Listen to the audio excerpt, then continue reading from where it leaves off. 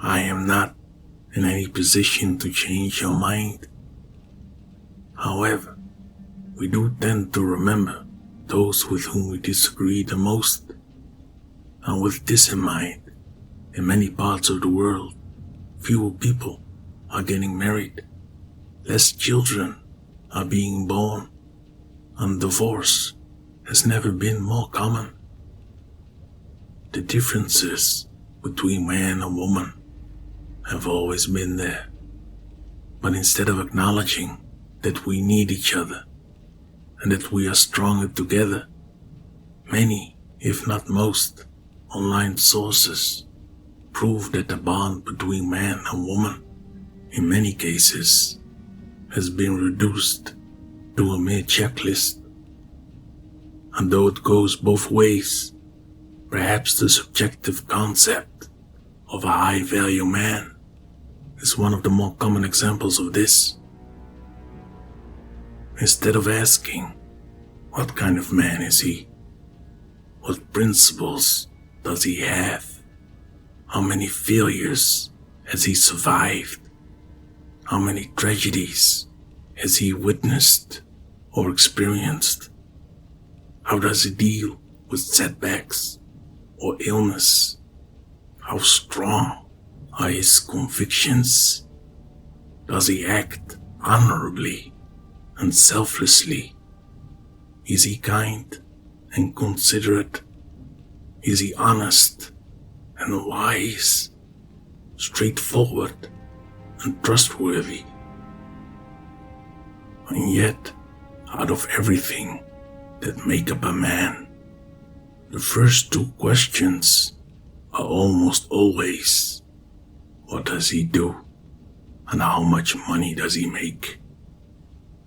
By placing such a large emphasis on material success right from the start, both parties foster a materialistic mindset and in turn pass this on to their children, creating a reality where one's personal worth is closely tied to financial achievements, which can potentially lead to shallow and unsatisfying relationships, perhaps even more often than not.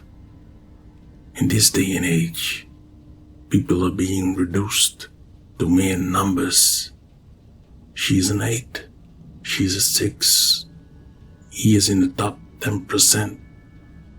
It is dehumanizing, and this belief is perpetuated by the very people who proclaim to help others. When asked to describe a high-value man, almost always only 3 characteristics are given. He's handsome and muscular, and he has money. That's it. By reducing a person's worth to such a shallow set of criteria, how can you wish to succeed? Fast forward, and there are now countless women complaining about the situationship troubles on TikTok or Reddit.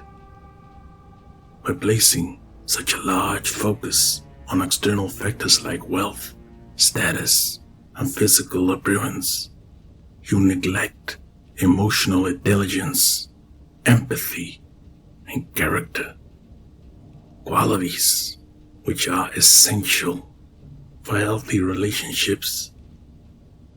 This single focus on creating and turning yourself into a so-called high-value man or woman makes one arrogant and uncompromising, fostering individuals who are unwilling to entertain perspectives other than their own.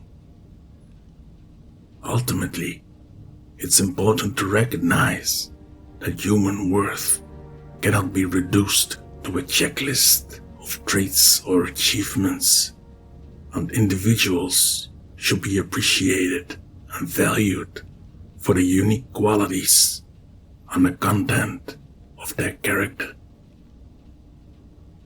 Everyone possesses qualities, and you may be rich in attributes that you might overlook or neglect because they don't pay the bills. People in general judge rather by the eye than by the hand. Everyone sees what you seem to be, but few know who you really are. To quote, as always, Marcus Aurelius, what matters is what kind of soul he had, whether he was satisfied to treat men with justice and didn't lose his temper unpredictably at evil done by others, and didn't make himself a slave of other people's ignorance. And this too, you don't need much to live happily, to live life in peace, immune to all compulsion. Let them scream whatever they want. How could any of that stop you from keeping your mind calm, reliably sizing up what's around you, and ready to make good use of whatever happens, so that judgment can look the event in the eye and say, this is what you really are, regardless of what you may look like.